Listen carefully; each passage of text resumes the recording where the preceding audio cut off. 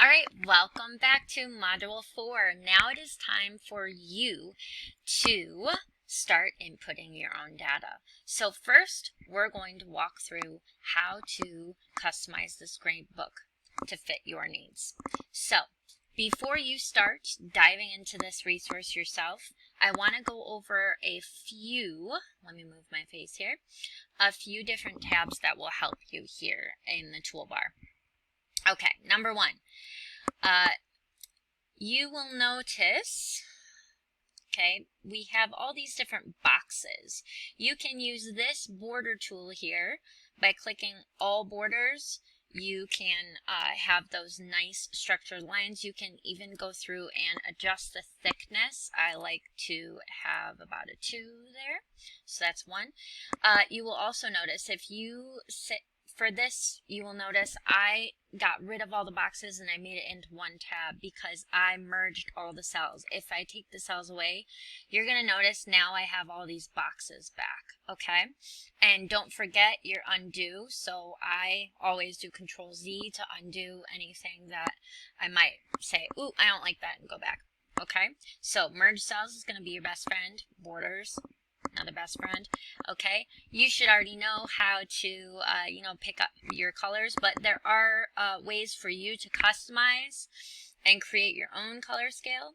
Okay, and then of course text.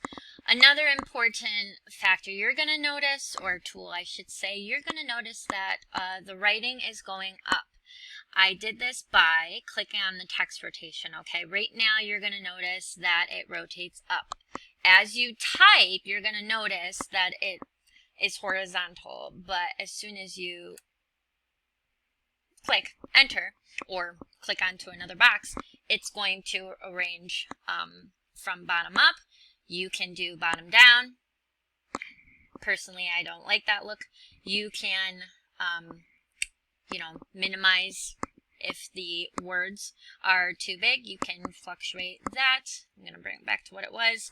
Another thing that you're going to notice is I wrap the text. Okay, so I click wrap here. So for example, if I were to go in and change this and say, okay, parent contact forms. Okay, you're going to notice it's going outside the box.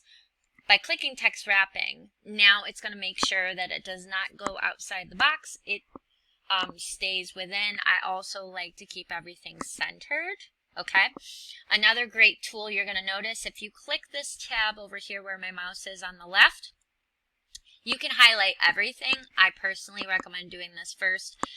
So I want everything bolded. I want everything to be in the center. I want everything to be in Comic Sans, and I do the title in 24 size 24, but I do the rest in size 12. So what I would do is I would highlight everything, turn it to 12, and just go to the gradebook and change that to 24. So it saves you from going to every box and fixing it. It's a fast select, okay? I went over here, insert, and this is how I got the check boxes.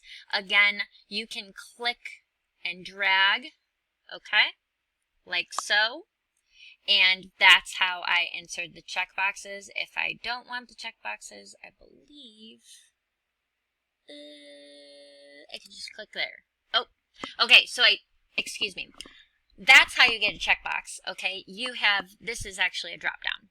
Okay, and then the drop down will actually come up and you will be able to decide. Okay, for example, if I wanted to have this say 1 not meeting expectations, the only thing I don't like about this, okay, just for this instant, okay, when I click on it, you will see these dots. There's not enough room, so that's why I just stuck with the number 1. But it's a good way. You might even want to put like a T at the bottom. If you don't like it, you can remove it from all. You can click on each tab and remove the rule from all. Again, you can Control Z.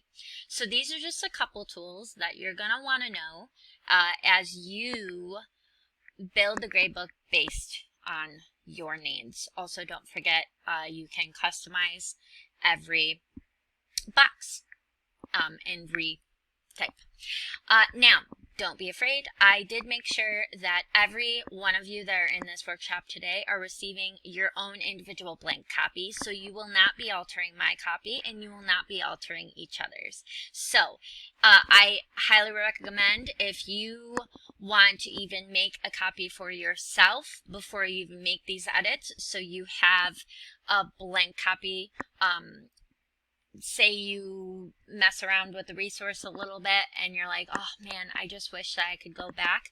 You might even want to have a play copy and a hard copy so that you can access this for years to come. I personally did that myself. So what you are seeing right now is the blank version, but I actually have a personal version that's stored so that one, I make sure that it's not going to be altered at all by anyone visiting this workshop, but it also is in my files so that I can make a copy of the whole resource for every year.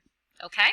And you always have that hard copy to go back to. So have fun, dive into the gradebook, and please message me directly if you need any assistance. Be sure to come back because I have 2 more activities for you. Thank you. See you soon.